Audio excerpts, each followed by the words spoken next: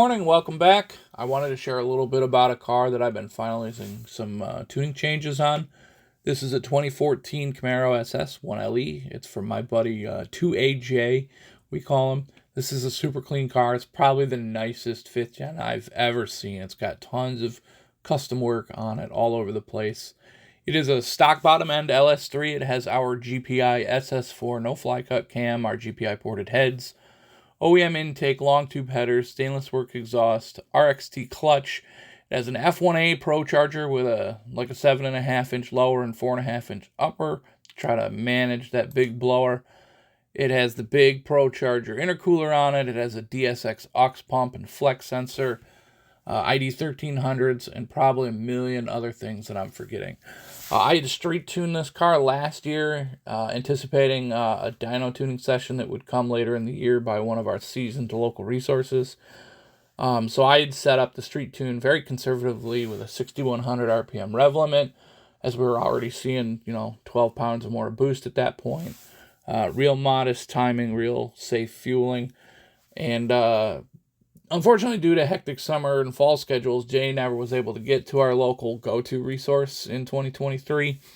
I also had established a relationship with a local resource to me that has a dyno, and so this year I offered to finish up the tune on the dyno just to kind of validate the power that we were making. So our first pull was really just a validation on that street tune-up that I had in the car. I expected like mid-700s. And then thought maybe I'd, clean it up, rev it out a little bit more to try to get into the 800s. So I was surprised that we made over 800 on the first hit with very modest ignition and fueling. That F1A even turned way down is just a monster. It really moves a lot of air. So we didn't really want to push the stock bottom end too hard. I made a few fueling changes, kept the rev limit at 6,100 to manage the boost that we were seeing. We're on pump 93. This is E85 capable. We have plenty of fuel system, but we've already got more than enough power for the stock bottom end. So we're just keeping the timing real modest on 93. There's no methanol. Cooled it off a little bit, made a second pull, and we saw power climb to 820 to the wheels.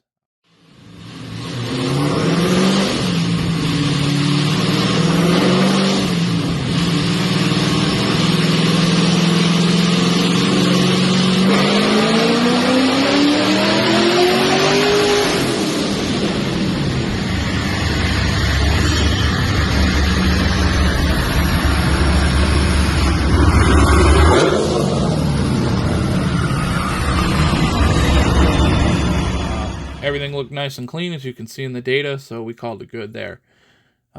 This is a very mild pulley combination, and the F1A is really just starting to get into prime efficiency when we have to cut the RPM off due to the power level. So the peak number is about what the stock bottom end would tolerate reliably, but our average power isn't what we'd like to see. A D-series blower would easily make this much power, but it would do it over a much broader range. It's just a case where this F1A was selected because the eventual build is going to be, a forged large cubic inch combination that's going to try to, knock out 1,000, 1,100 to the wheels. So while it's not optimal right now, it's going to be perfect in that future state. Anyways, thanks for stopping by and checking it out.